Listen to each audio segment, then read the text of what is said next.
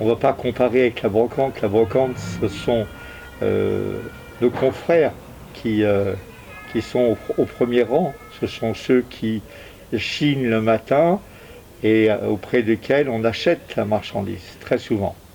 Soit on les achète là, soit on les achète auprès des commissaires-priseurs dans les salles des ventes.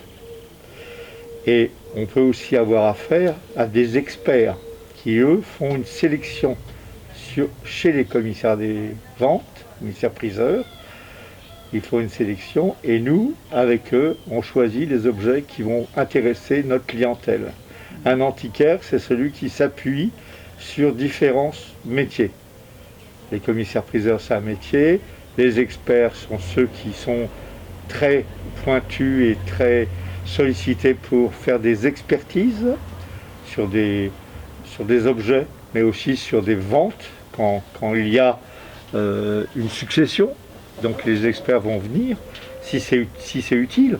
Sinon, ça sera un simple commissaire-priseur qui se déplacera et qui sera de façon générique, parce que lui, il n'est pas spécialisé, alors qu'un expert, il peut être très pointu sur de la Perse 17e, comme il peut être spécialisé dans un autre domaine, dans la verrerie du 16e. Donc chacun va nous apporter son appui, son soutien, sa suggestion. Voilà. Et c'est avec eux qu'on aura donc à faire pour négocier, pour acheter et ensuite pour proposer à nos clients.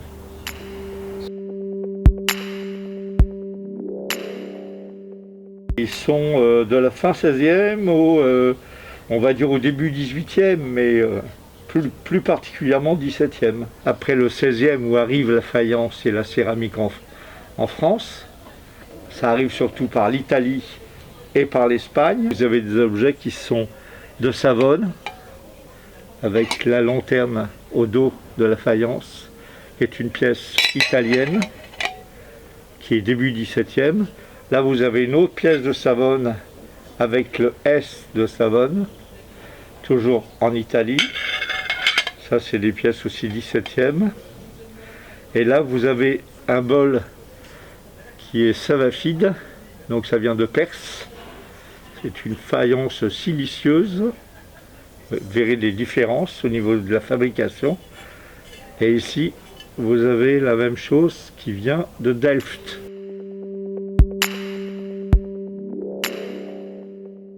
Les quatre qui sont là, c'est plutôt des objets décoratifs. On devait peut-être les utiliser, mais très rarement, parce qu'on en a pris grand soin.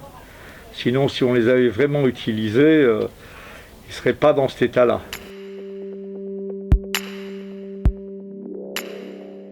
J'ai deux domaines qui sont la céramique ancienne, du 16e au 18e, et l'art religieux. Ça, c'est mes deux domaines. Et dans ces domaines-là, il y a à la fois de la céramique, mais il peut y avoir aussi de la littérature, donc des documents sur ces pièces, des tableaux. Je participe à des foires régionales qui sont ici à Fayence, notamment 3 ou 4 fois par an, et je participe normalement 2 fois. Et je participe aussi à Antibes. Il nous arrive aussi d'aller faire des foires en dehors de notre région, donc à Bordeaux par exemple, à Dijon, à Paris. On se déplace, on va dire, une petite dizaine de fois par an. Et les étrangers sont présents. Quand nous sommes à Bordeaux, on aura davantage d'hispaniques. Quand nous sommes dans notre région, on est plus proche de l'Italie.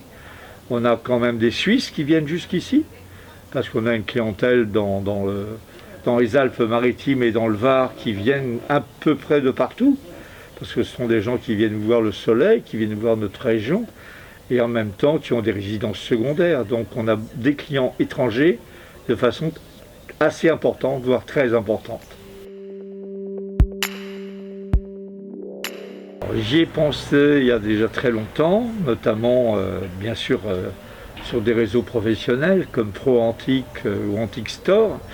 Ce sont des confrères qui y sont pour l'instant, Moi, je m'y suis un peu mis de côté parce que je préfère privilégier mes clients, donc ma clientèle, auprès desquels j'ai un fichier de 3000 clients depuis que je pratique ce métier. Et donc, je leur donne le privilège d'avoir les objets soit en photo directement sur leur boîte aux lettres, leur mail, et lorsque je fais des manifestations, lorsque je pratique des salons. C'est là où ils vont me retrouver et ils verront mon développement de ma collection. Elle y participe très activement parce que ça me permet à moi d'aller chiner, comme on le disait tout à l'heure. Quand nous sommes dans un salon de prestige, comme Bordeaux ou Antibes ou Dijon, j'ai des confrères qui ne sont pas spécialistes dans mes domaines et donc qui ne connaissent pas obligatoirement les valeurs du marché, parce que ces valeurs de marché ont une tendance très fluctuante. Donc ça me permet à moi d'aller voir ces marchands, de négocier des objets pendant qu'elles informent mes clients, nos clients, et elle les reçoit, les accueille et leur donne des informations sur tous les produits. Et essaye de les convaincre et de les séduire, bien sûr. Il y a des salons où je vais avoir un 16 mètres carrés et des salons où j'aurai un 8 mètres carrés. Parce que les prix des stands sont variables. Je connais par exemple un salon comme en Hollande, où le prix du mètre carré de la location est à plus de 3000 € du mètre carré pour 8 jours. Ces salons-là, on prendra plutôt 6 mètres carrés. Donc on présentera des objets qui nous permettront d'amortir et d'avoir des résultats qui permettent d'amortir notre déplacement et de faire connaissance avec de nouveaux clients. L'objectif des salons, c'est augmenter le fichier, augmenter la connaissance et valoriser notre fichier. Qu'est-ce qu'elle a, cette boîte? Si on Elle n'est pas vieille, c'est ma boîte personnelle. Ah, très bien. C'est ma boîte personnelle dans laquelle je mets mes cartes de visite. Ah, Elle est Napoléon III. Bah, elle est quand même un peu vieille. Oui, mais Ton bite, elle est pas vieille. voilà ma carte de visite.